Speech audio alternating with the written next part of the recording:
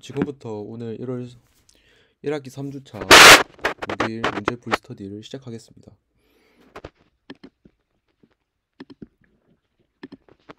일단 오늘 스터디를 시작하기 전에 먼저 제 자기소개부터 간단히 하고 시작해야 될 것 같아서 자기소개부터 하고 시작하겠습니다.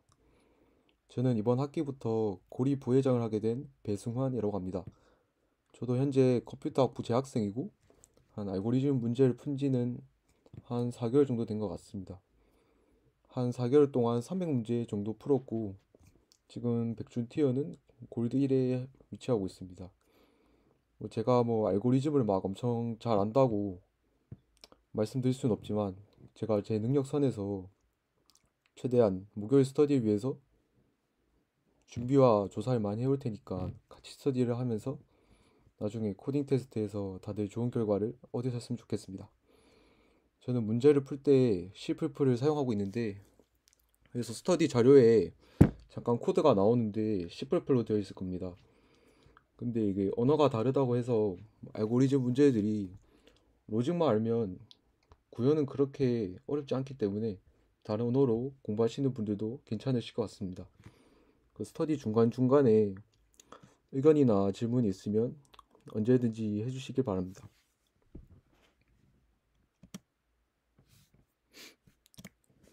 그럼 첫 번째 문제부터 시작하겠습니다. 첫 번째 문제는 문제에 있는 수식을 그대로 출력하는 문제여서 아마 대부분 쉽게 해결하셨을 것 같습니다. 이렇게 보시는 것처럼 식을 그대로 출력해서 확인하면 첫 번째 수식과 두 번째 수식의 값이 일치하고 세 번째 수식과 네 번째 수식의 값이 일치하다는 것을 알 수 있습니다. 이것을 통해서 이 나머지 연산자, 모드 연산자라고 하는 이 나머지 연산자가 분배 법칙이 성립한다는 것을 알 수 있습니다. 하지만 여기서 주의하셔야 할 점은 첫 번째는 플러스에 대해서 이제 나머지 연산자의 분배 법칙을 수행했고 이제 두 번째는 곱셈에 대해서 나머지 연산자의 분배 법칙을 적용했는데 그 뺄셈에도 나머지 연산자의 분배 법칙이 적용되지만 그 나눗셈에는 나머지 연산자의 분배 법칙이 적용되지 않는다는 것을 꼭 주의해 주시기 바랍니다. 근데 이 쉬운 문제를 왜 출제했냐면 이 나머지 연산자가 알고리즘 문제풀이에 어디다 쓰이냐면 이 문제처럼 엄청 큰 값에 나머지를 답으로 요구하는 경우가 많습니다. 이럴 때는 단순히 마지막 연산 결과에다가 나머지 연산자를 사용하는 경우에 중간에 값이 너무 커져서 오버플로우가 발생할 수 있습니다. 그래서 연산 중간중간에 나머지 연산자의 분배 법칙을 잘 활용해서 풀이해야 합니다. 앞으로 이런 문제들을 만날 수도 있으니까 나머지 연산자의 분배 법칙에 대해서 잘 알아두셨으면 좋겠습니다. 혹시 1번 문제에 대해 질문 있으십니까?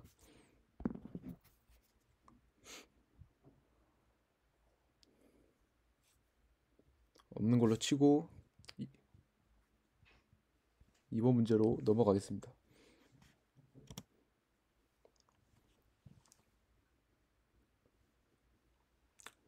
두 번째 문제는 마니아의 자연수인 두 수가 주어지면 단순히 두 수의 최대 공약수와 최소 공백수를 출력하는 문제입니다. 그런데 중학교 때 배운 것을 바탕으로 최소 공배수는 두 수의 곱을 두 수의 최대 공약수로 나눈 것입니까? 이 문제는 사실상 최대 공약수만 구해주면 되는 문제입니다. 이 문제는 수의 범위가 만으로 그렇게 크지 않고 케이스도 하나이기 때문에 이 그림과 같이 중학교 때 사용했던 방법인 소인수 분해를 통한 방법으로 풀 수 있긴 있습니다. 여기서 이 풀이의 코드를 보면 while 반복문을 통해 두 수를 나눌 수 없기 전까지 약수를 2부터 시작해서 하나하나 찾으면서 정답에 곱하는 방식으로 구현했습니다. 하지만 만약 이 A, B 두 수가 서로 소인 경우에는 2부터 시작해서 두 수 중 작은 수까지 하나하나 탐색을 수행하기 때문에 최악의 경우에 연산을 약 n번 하게 돼서 이 방식은 시간 복잡도 ON이 나오게 됩니다. 하지만 이 문제를 이번에 출제한 의도는 이 풀이가 아닙니다. 만약 n의 범위가 엄청 커지게 된다면 최대 공약수를 구하는 과정에서 시간 초과가 발생하는 문제들이 많습니다. 그래서 어제 스터디에 참가하신 분들은 아실 텐데 유클리드 호재법이라고 로그 n번의 연산만 수행해도 최대 공약수를 구할 수 있는 알고리즘이 있습니다. 예를 들어서 이렇게 큰 두 수 7만과 약 2만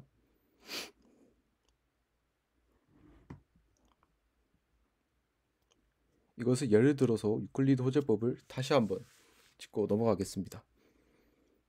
우선 첫 번째 스텝으로 큰 수를 작은 수로 나눠 봅니다.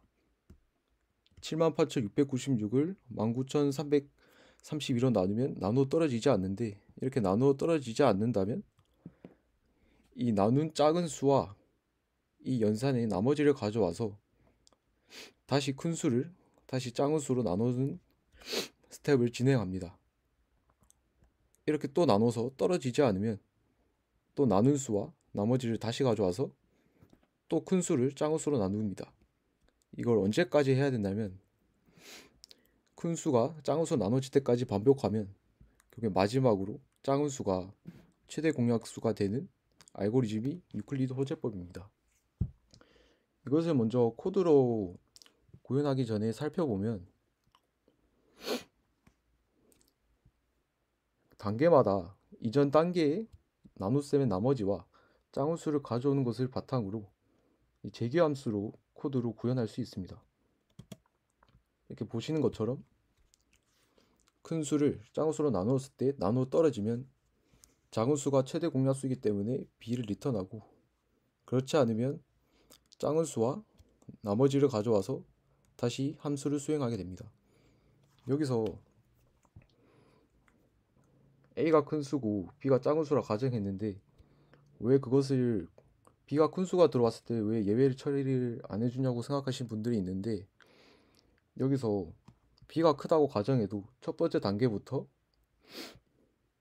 나머지가 A가 바로 A가 되기 때문에 첫 번째 단계에서 B가 다시 제자리를 찾아가게 됩니다.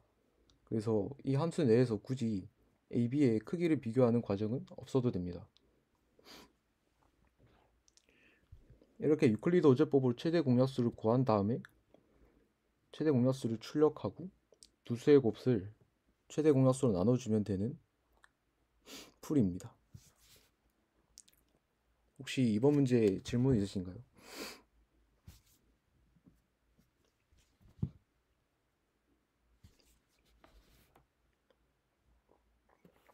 이제 없으면 다음 문제로 넘어가겠습니다. 다음 문제는 각각의 테스트 케이스로 45,000 이하의 두 수가 주어지는데 이 두 수의 최소 공배수를 출력하는 문제입니다. 아까 이번 문제에서 배운 유클리드 호재법으로 최대 공약수를 구한 것을 바탕으로 간단히 구할 수 있습니다.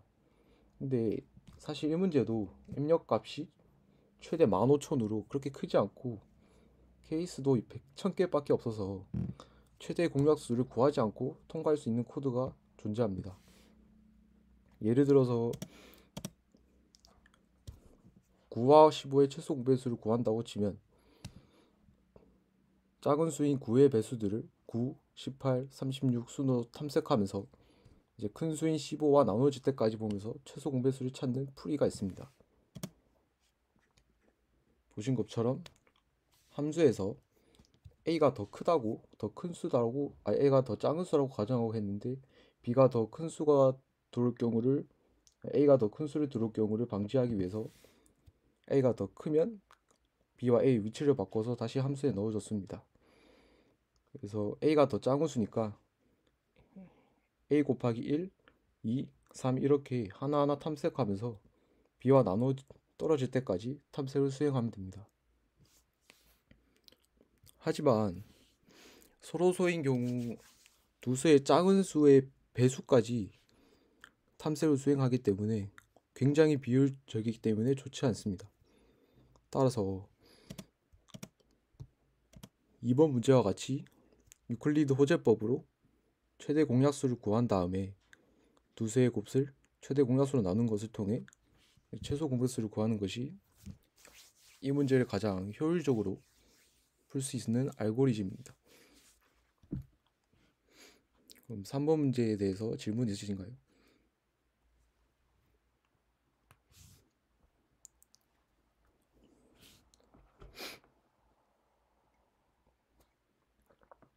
없으면 이제 다음 문제로 넘어가겠습니다. 4번 문제는 n개의 수들이 주어지면 이들 중에 소수가 몇 개인지 카운트해서 출력하는 문제입니다. 이 다음에 나오는 6번 문제도 소수 판정 문제이고 소수를 판정하는 풀이가 여러 개여서 일단 4번 문제에서 단순히 생각할 수 있는 두 가지 방법의 풀이를 보여드리고 그 6번 문제에서 이제 어제 배우신 에라토네스 체로 소수를 판정하는 풀이를 보여드리겠습니다. 이제 소수는 약수가 자신과 1분의 수이기 때문에 첫 번째 풀이는 이것을 바탕으로 단순히 2부터 시작해서 수보다 1 작을 때까지 나눠지면서 나눠지는 수가 있는지 체킹하는 방법입니다. 보시는 것처럼 2부터 시작해서 n-1까지 나머지가 수가 있다면 약수가 1과 자신 말고 다른 약수가 있다는 뜻이니까 바로 false를 반환하고 함수를 종료합니다. 그리고 이 반복문을 돌았다면 약수가 자신과 1밖에 없는 거니까 true를 반환하면서 이 함수를 종료하게 됩니다. 이 풀이의 시간 복잡도는 만약 n이 소수일 경우에 이 반복문은 거의 n번 반복하기 때문에 이 풀이의 시간 복잡도는 ON이 되게 됩니다. 그리고 두 번째 방법은 첫 번째 풀이는 2부터 시작해서 n-1까지 탐색을 했는데 사실 그럴 필요 없이 루트 n까지만 탐색을 해도 그 수가 소수인지 판정할 수 있습니다. 이 코드 역시 최악의 경우에 루트 n까지 탐색을 수행하기 때문에 이 풀이의 시간 복잡도는 루트 n입니다. 그리고 메인 함수는 테스트 케이스마다 반복문을 돌면서 인풋에 자연수를 입력받고 인풋을 이제 앞에서 구한 두 가지 풀이의 함수에 집어넣어서 true를 반환한다면 카운트를 해주는 식으로 구현해 주시면 됩니다. 근데 이 4번 문제를 푼 두 가지 풀이 방식이 매우 비효율적인 방식이라서 잠시 뒤 6번 문제에서 이제 제일 효율적인 알고리즘을 소개시켜 드리겠습니다. 4번 문제 질문 있으신가요?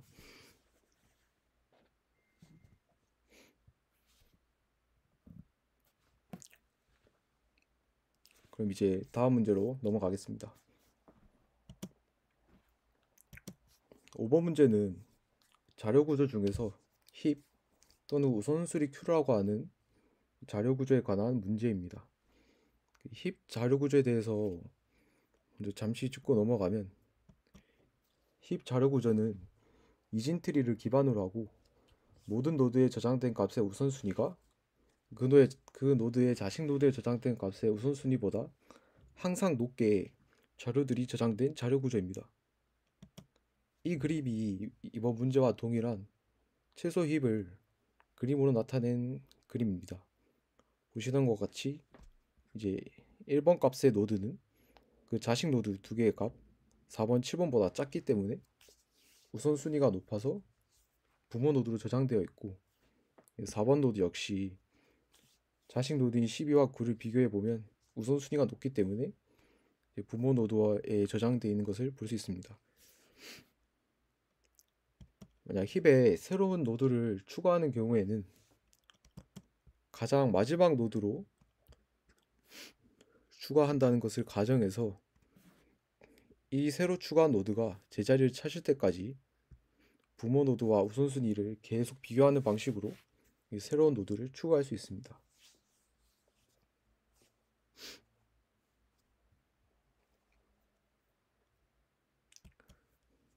노드를 삭제하는 과정도 이와 비슷하게 전체에서 일단 값을 반환해야 되기 때문에 전체에서 가장 우선순위가 높은 최상위 루트 노드의 값을 반환하고 그 자리에 힙의 마지막 노드를 가져와서 그 노드가 알맞은 자리를 찾을 때까지 자식 노드와 우선순위를 비교하면서 자기 자리를 찾아가 주면 됩니다.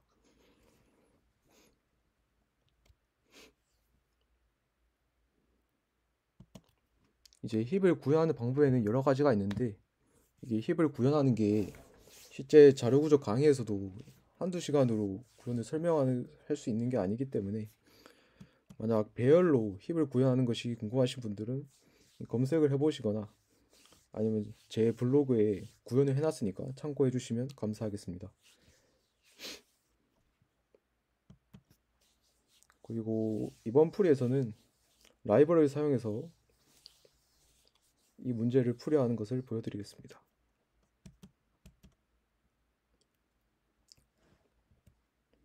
먼저 이렇게 우선순위 큐를 생성을 해주시고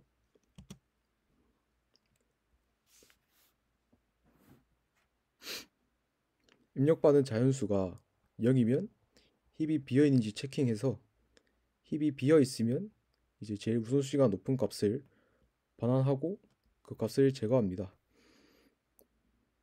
만약 힙이 비어있다면 그냥 0을 출력합니다. 그리고 0이 아닌 자연수가 이제 인풋으로 들어오게 되면 그 값을 힙에 추가하는 방식으로 구현해 주면 됩니다.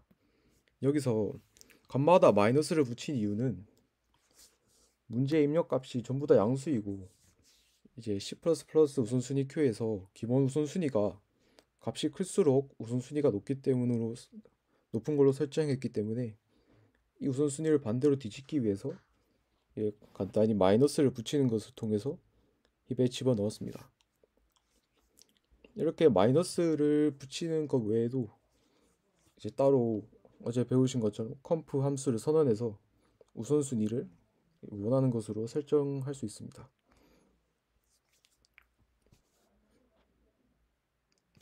이제 5번 문제에 대해 질문 있으십니까?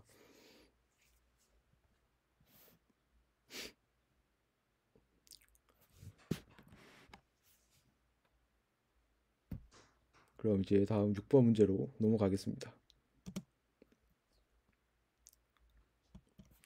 6번 문제는 골드바의 추측이라고 해서 소수 판정에 관한 문제입니다. 골드바그 추측에 의해서 이 문제의 두 개의 짝수는 두 홀수 소수의 합으로 나타낼 수 있다는 이론은 한 200건까지 판례가 없습니다. 그래서 4 이하의 짝수는 두 개의 홀수의 합으로 나타낼 수 있다는 이론입니다. 먼저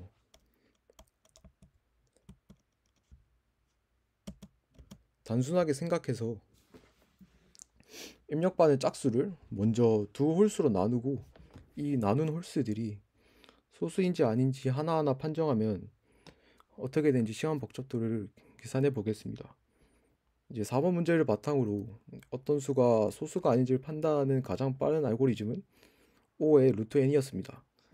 이것으로 이 문제의 시간 복잡도를 계산하면 최대 홀수의 크기가 99,999니까 그리고 최대 케이스가 10만 개이기 때문에 최악의 경우에 연산은 10억 번이 넘어서 시간 초과가 나게 됩니다. 그래서 이제 어제 배운 에라토네스의 채를 사용해서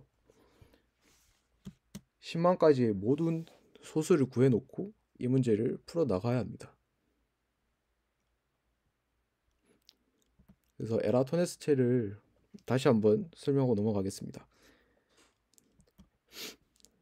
에라토네스 채의 기본 바탕은 소수의 배수는 소수가 아니라는 것을 바탕으로 합니다. 구하고 싶은 범위까지의 소수의 배수들을 제거해 가면서 소수를 판정하게 됩니다. 이 사진을 보면 이제 2부터 시작해서 2의 배수들을 다 지우고 3, 3은 소수이기 때문에 3의 배수들을 모두 다 지우고 4는 2의 배수를 체킹하면서 7에 적기 때문에 소수가 아니어서 넘어갑니다. 이제 이 소수의 배수들을 지우는 과정을 루트 n의 n까지 반복하게 되면 이제 2부터 n까지의 소수를 구할 수 있습니다.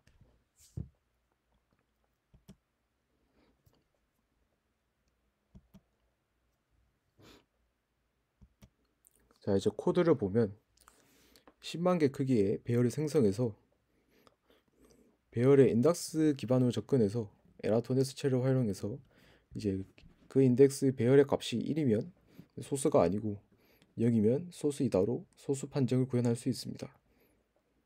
이제 이 반복문을 보시면 2부터 시작해서 먼저 소수인지 아닌지 확인하고 소수이면 10만 가지의 그 소수의 배수들 모두 다 지우면서 에라토네스 채를 먼저 구현을 합니다.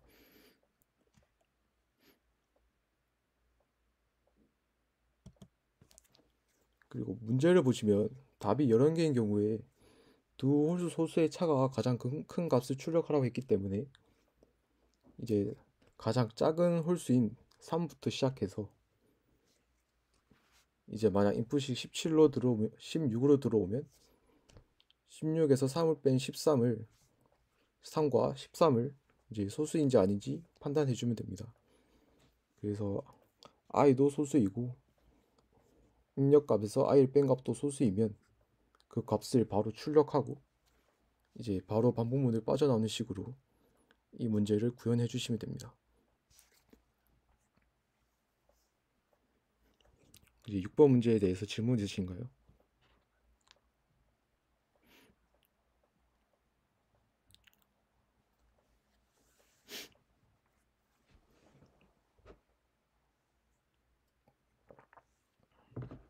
그럼 다음 7번 문제로 넘어가겠습니다. 7번 문제는 단순히 이제 팩토리얼의 값을 구하는 문제입니다. 0보다 크고 12 이하의 n이 주어지면 n부터 이제 1까지의 곱수를 계산해서 출력해 주시면 됩니다. 팩토리얼을 계산하는 방법에는 이제 반복문이나 제기로 풀이할 수 있습니다. 두 풀이 모두 연산에 쓰는 모두 n번으로 n번을 곱하는 것으로 똑같기 때문에 시간 복잡도 5n을 갖게 됩니다. 먼저 반복문을 살펴보면 이렇게 n부터 시작해서 1이 될 때까지 n의 값을 하나씩 감소하면서 이제 답에 곱해 주시면 됩니다. 여기서 주의하셔야 할 게 0을 곱하면 안 되기 때문에 1까지 곱해야 한다는 것을 확인해 주시면 됩니다.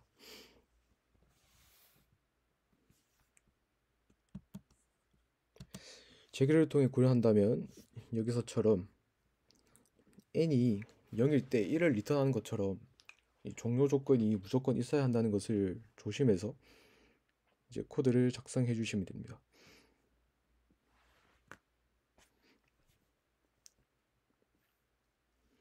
7번 문제 질문 있으신가요?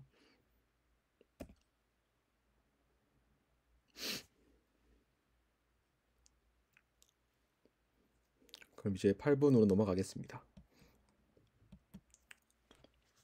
이제 8번 문제는 n이 입력으로 주어지면 n 팩토리의 값을 봤을 때 뒤에서부터 시작해서 연속되는 영의 개수를 구하는 문제입니다. 이것이 어떤 의미냐면 10팩토리얼까지 값을 구해봤을 때 5팩토리얼은 뒤에서 0으로 시작해서 0이 최대 1개, 그리고 10팩토리에서는 뒤에서부터 시작해서 0이 2개가 오게 됩니다. 이처럼 뒤에서부터 연속되는 0의 개수를 구하라는 게 문제의 의미였습니다. 그런데 20팩토리얼까지만 계산해도 수가 너무 커지기 때문에 팩토리의 값을 직접 계산해서 0의 개수를 카운트할 수 없습니다. 그래서 5팩토리와 10팩토리를 보게 되면 이 팩토리의 안에 들어있는 수의 곱들로 만들 수 있는 10의 개수가 이제 뒤에서부터 시작하는 0의 개수와 똑같다는 것을 알 수 있습니다. 그런데 10은 이제 2와 5의 곱수로 만들 수 있으니까 2와 5의 개수 중 작은 수가 이 문제의 답임을 알 수 있습니다. 그런데 팩토리얼에서는 2의 개수가 5의 개수보다 무조건 많기 때문에 단순히 5의 개수만 구해주시면 됩니다. 이 문제의 정답 코드는 정말 간단합니다. 이제 n이 5로 나눠질 수 없을 때까지 나누면서 5로 나눈 몫이 5의 개수이기 때문에 이 값을 누적해서 더해주시면 됩니다. 왜 누적해서 더하냐면 이제 5의 제곱수 같은 경우에는 5가 한 개만 들어있는 것이 아니라 두 개, 3개 이렇게 들어갈 수 있기 때문에 이제 5로 나눠주면서 누적해서 구해주시면 됩니다. 8번 문제에 질문 있으신가요?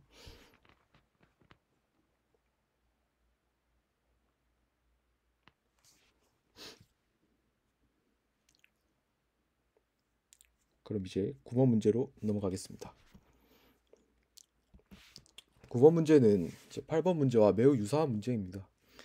이제 n과 m이 주어졌을 때 n 콤비네이션 m의 값에 뒤에서부터 연속되는 0의 개수를 출력하는 문제입니다. 이 문제 역시 n과 m의 범위를 봤을 때 이게 아마 20억일 거예요. 그래서 직접 계산하는 것으로는 해결할 수 없는 문제입니다. n 콤비네이션 m은 이렇게 n-n 팩토리얼 곱하기 n 팩토리얼 분의 n 팩토리얼 나타낼 수 있는 건 다들 아실 겁니다. 근데 여기 이제 이렇게 식을 바꾸고 봤을 때 식의 팩토리얼밖에 남지 않습니다. 그러므로 이제 9번 문제는 8번 문제와 거의 90% 같은 문제라고 할 수 있습니다. 이제 각각의 팩토리얼, 이 세 개의 팩토리얼을 수식으로 나타내면 이렇게 2와 5의 개수들을 수식으로 나타낼 수 있습니다. 이걸 이제 유수 법칙을 통해서 정리를 하게 되면 이 n 콤비네이션 m의 뒤에서부터 연속되는 0의 개수는 이제 이 2와 5의 개수 중 더 작은 것의 개수가 0의 개수가 되게 됩니다. 아까 8번 문제에서는 이제 2의 개수가 5의 개수보다 무조건 많기 때문에 5의 개수를 구해주면 되는데 이제 5 콤비네이션 4 같이 2의 개수가 약분을 통해서 5의 개수보다 사라질 수 있기 때문에 이제 2의 개수와 5의 개수 중 작은 값을 출력해야 합니다.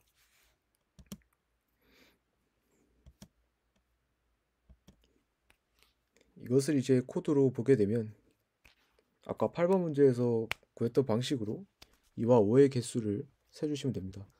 저는 그걸 그래서 이제 함수로 만들어서 함수에 이제 값을 집어넣고 더 작은 값을 출력하는 방식으로 코드를 구현했습니다.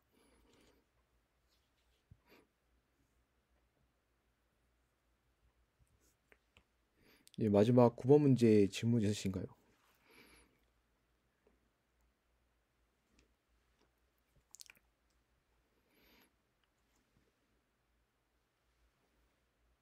네, 그럼 오늘 했던 문제들을 한번 딱 정리해 보면 이제 나머지 연산자는 이제 알고리즘 문제들 중에 매우 큰 값의 나머지를 답으로 요구하는 문제들은 이제 마지막 결과값의 나머지를 연산자를 쓰는 것이 아니라 이제 수식 연산하는 도중에 나머지 연산자의 분배 법칙을 쓰는 것을 알아놔야 된다는 것이었고, 이제 앞으로 보시는 알고리즘 문제 중에 최소 공배수를 최대의 공약수를 구하는 문제가 왔을 때는 이제 유클리드 호재법으로 구해주시고, 이제 소수를 판정하는 문제가 나왔으면 역시 에라토네스체를 쓰는 것이 가장 효율적입니다.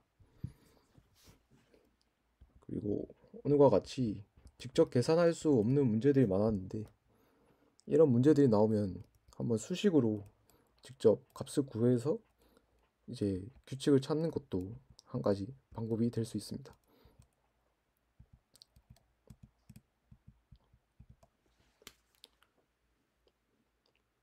그럼 오늘 스터디는 여기까지 하겠습니다. 그리고 제가 계속 남아 있을 테니까 질문 있으시면 질문해 주시길 바랍니다.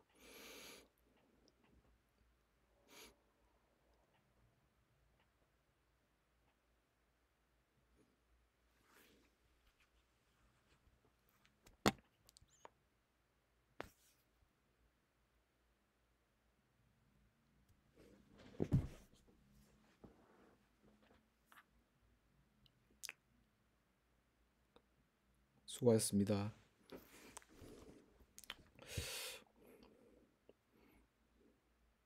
모듈러 나눗셈 연산을 이제 어떻게 하냐?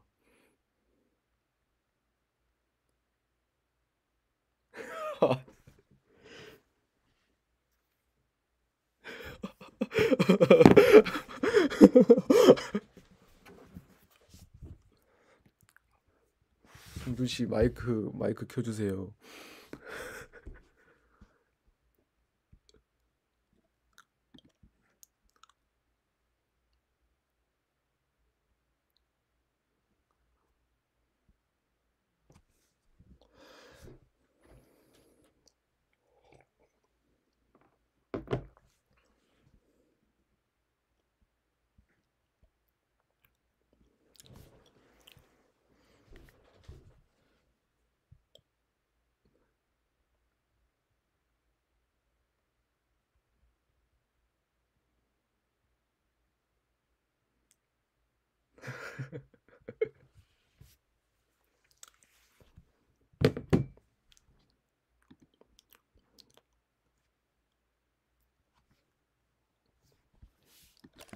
저 채팅창에 써드릴게요.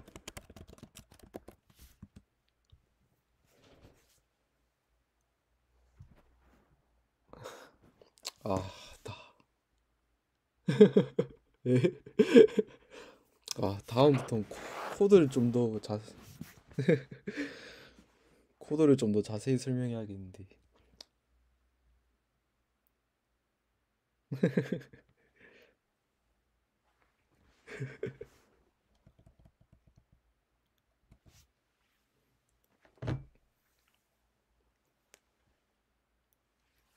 전 19학번입니다.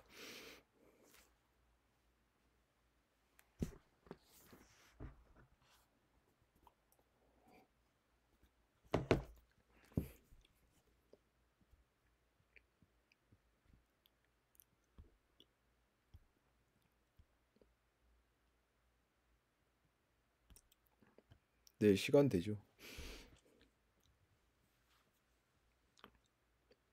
아, 감사합니다.